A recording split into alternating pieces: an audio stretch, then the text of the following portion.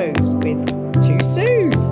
And obviously, Sue Judge is our registered hedgerow witch and a wise woman. And gosh, she knows a lot about what's going on in nature. So, Sue, we are now at Beltane. I can't believe it. This is in just how long we've been doing this for. I can't believe that we're turning in the year into the Beltane. And the next one, obviously, will be the summer solstice. And then we'll have almost completed our year. So let's talk about Beltane, and you've got something to say about dates of Beltane, because normally it's regarded as the 1st of May. So Beltane is one of the cross-quarter festivals. So it sits between the spring equinox and the summer solstice. And so really the dates are variable because those 2 points are variable. So I believe this year it stands on the 5th of May. But I think if you go out in nature, you can just feel it. It's this time or tide, isn't it? Yeah, it's everywhere. It's just everything is springing up everywhere. I'm growing things in the garden. I can't, they can't stop growing. It's just so potent. And there's a lovely sort of urgency around the growth. And it's beautiful out there. I went for a walk today by the river and I was just blown away by how beautiful our world is. And it's interesting because the last couple of years I've celebrated this and we've run rituals and days. So one of the plants that's most thought of connected to this time is hawthorn. And I'd really struggled to find hawthorn in flower. But you'll find, I mean, some of these are going over already, that the hedgerows are abundant with it. And we've got things like lilac and horse chestnut, which I would say are typically not out for another good couple of weeks. So you're right, everything, it does feel urgent. The blossom has been amazing this year. Amazing. And again, I think because we haven't had the rain and the winds to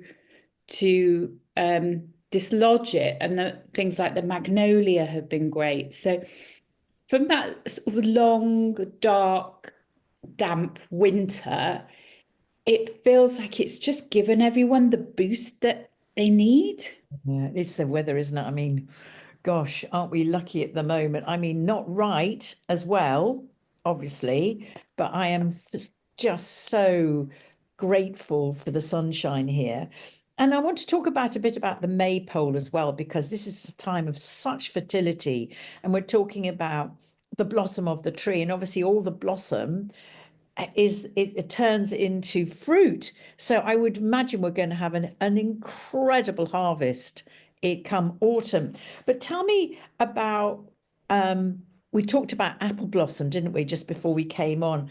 And apple blossom is very much to do with Venus. It's ruled by Venus. It's about the heart, where hawthorn is ruled by Mars. So we got Mars and Venus together. Oh, look at that. It's beautiful, isn't it?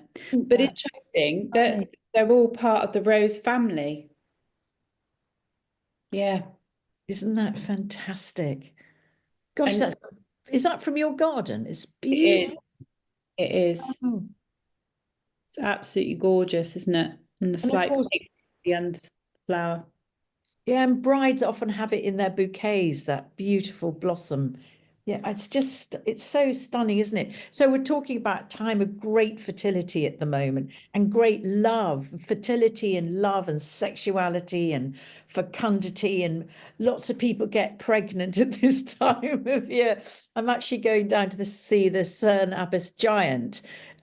If anybody knows about him, look him up. But he is definitely that there is a lot of celebration around the Cern Abbas giant because of the fertility symbol. I'm personally not going to go there to get pregnant, but I may give birth to something, another kind of fertility thing. So we'll just see how that works out. But wherever you feel, whatever you're doing in this wonderful time of year, it is a time of creating fertility and giving, yeah, conception. And Yeah. we've just had that new moon, haven't we, in Yes. Taurus? So Yes. it's again, it's just perfect for the new beginnings. Yeah, and okay, again, Taurus is ruled by Venus, so again, this is fecundity, isn't it? So, one of my favorite, well, I don't want to call it a weed, but one of my favorite plants is called Jack in the Hedge, and I think you wanted to talk a little bit about that as well, because he's Yeah, everywhere. it's everywhere. And unfortunately, I haven't got any of that with me. So it's got very definite shaped leaves. We'll maybe add a link in. Yeah. And mustard garlic as well. So you'll know it. It's got very tiny little white flowers when it flowers, grows very upright, but it's got a very I mean, it's quite obvious taste of garlic, but it's not overpowering. So you could have it in a salad or, with poached eggs on toast or something like that. It's quite a delicate flavor, but it's delicious. Yeah. Yeah, and it's very Mars energy. There's sort of because it's quite bitter, but for anybody who loves the rooting around in the hedgerows, it's everywhere at the moment. So it's a lovely experience to go and I love the name Jack in the Hedge. I think it's gorgeous. And here we have, So this is our wild garlic. These are the leaves, which are a little bit tougher now, a bit more like spinach, but still very much edible. Often with plants, if you eat them before they flower, that's when they're the most nutrient dense in their leaves and they're not quite so tough. It's that really quick growth. And then they put their energy into their flowers, and then you might be able to see on these, they've started to set their seeds. And yes. the energy is going to go into the seeds. But the flowers, if you were making a salad, you could put this in the salad and it looks so pretty. And you've still got that mild garlicky flavor, which is delicious. Put it into pasta. Yeah, Add it absolutely. to anything, actually. If you love garlic, you will love adding those and there's something so wonderful and delicate about eating flowers or giving homage to eat. Obviously you have to be grateful to eat them. But those flowers just remind me of the fairy folk. Yeah. Yeah. And another one that could be linked to the fairies, primrose, obviously. We spoke about that more for the spring equinox, but dandelion. And most people's gardens, if they haven't mowed them, is full of dandelions. The whole plant is edible. I'm not saying it's particularly enjoyable. The leaves definitely are, and they're great to have in a salad. And you can see that leaf is very definite a dandelion. And I kind of think if you think about a lion, they've got that kind of jaggedy feel, haven't they? So I quite like that. But you could make a syrup with the heads. You could make a tea with the whole plant. Um, the syrup you can make like a sugar syrup, and they often refer to it as like a vegan honey because it colours the sugar syrup. So that's Oh. nice. So yeah, often overlooked. And then the roots, because I've had dandelion coffee made Yeah, from the roots, and that's yeah. a astringent, isn't it? So very good if we're thinking about the liver. Um, we tend to harvest the roots in the winter. So if you think all that fresh energy in the spring is going into these new roots, new growth, like the cleavers and the wild garlic and the nettle that grows so quickly, like, I mean, it feels like it's almost inches every day. So there's so much energy in there. They're so potent and they're so full of nutrients. Then it goes to the flower and the seed. So there's less goodness or available goodness in these. And then in the autumn, the energy is going back down into the roots again, just Yeah. like. really. Yeah, absolutely. And that's when you dig the roots of the dandelions up in the autumn. Absolutely. Now we talked about also my one of my favorite trees ever, which is lilac. Mm. The Lilac smell of is lilac is just gorgeous, isn't it? the smell of lilac. Mm. How does nature manage to create a tree as beautiful as lilac? Yeah. And it's steeped in folklore as well, isn't it? Because, it's said to be unlucky to bring it in, and it's unlucky to cut hawthorn as well. That's very linked to the fairy folk. Yes. You, In and you have to ask permission to do that first. Yeah. Yeah, and in Ireland, they've moved roads rather than cut down hawthorn trees. Is They're that that right? feared. Yeah, you don't mess with the fairy folk. Yeah.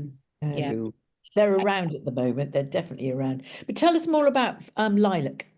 So, lilac, if you happen to have one in your garden and they are flowering now, you can you can again make like a lilac sugar with that. You can sprinkle it on, decorate cakes and things with it. It's just a really beautiful plant to have. And I think, some of these scented flowers, like I smelt my first rose today, and it just really opens your heart space, doesn't it? It So, does. It soothes the heart. That's what I think. I think the stunning beauty of a rose, and it goes through all sorts, it goes from a bud to open, then that huge bloom, and then it gently falls off. The petals gently fall. It's just stunning, isn't it? How does that happen like that? And each part of it is it's so beautiful. No wonder we associate rose with love. yeah. And it And I was just going to say, those plants, that family, hawthorn is very medicinal from the heart, as a yeah. medicine, but also for heartache. Oh, So you can make tinctures with the leaves, the flowers, the berries.